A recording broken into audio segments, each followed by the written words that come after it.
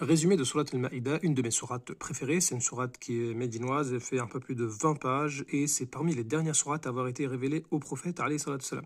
Eh bien, la sourate, elle commence avec l'importance de tenir sa parole, tenir son engagement, le tawhid en premier lieu. Ensuite, des versets qui nous parlent de l'importance des rites sacrés du pèlerinage, les interdits alimentaires, les interdits dans les relations intimes et la purification, les ablutions pour la prière. Ensuite, Allah Azza wa Jal nous parle de l'importance du bienfait de la foi. Allah Azza wa Jal a parachevé notre religion. Le premier des bienfaits, c'est la foi. Et ensuite, le fait qu'Allah Azza wa Jal, il ait secouru les musulmans de leurs ennemis. Par la suite, Allah Azza wa Jal rappelle le pacte qu'il a eu avec chaque prophète, avec les juifs, avec les chrétiens, et que le prophète, alayhi salatu salam, il vient confirmer ce qui était donné avant. Et le prophète alayhi salatu salam, vient avec un message où il va corriger les anciennes erreurs, les exagérations sur les prophètes ou bien des prétentions que peuvent avoir certaines personnes. Par la suite, on passe à l'histoire de Moussa alayhi salam et des enfants d'Israël lorsqu'ils devaient entrer en terre sainte. Un petit peu comme le début de la sourate où on parle du territoire sacré de la Mecque. Allah Azza wa Jalla nous rappelle l'épisode où Moussa alayhi salam et ses suiveurs devaient entrer en terre sainte. Donc on est encore dans le caractère sacré.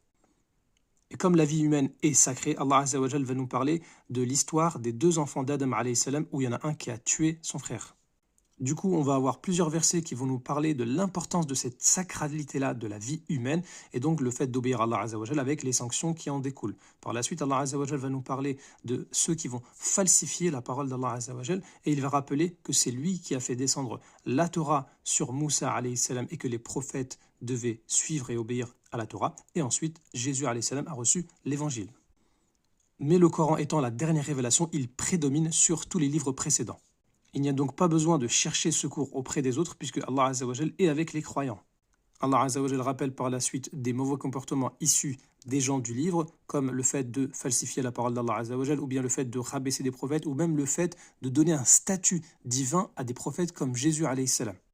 Par la suite, on repasse à l'importance de tenir sa parole, l'interdiction du vin, le comportement à avoir, puisque nous allons reparler de la sacralité des choses, et donc le territoire saint de la Mecque.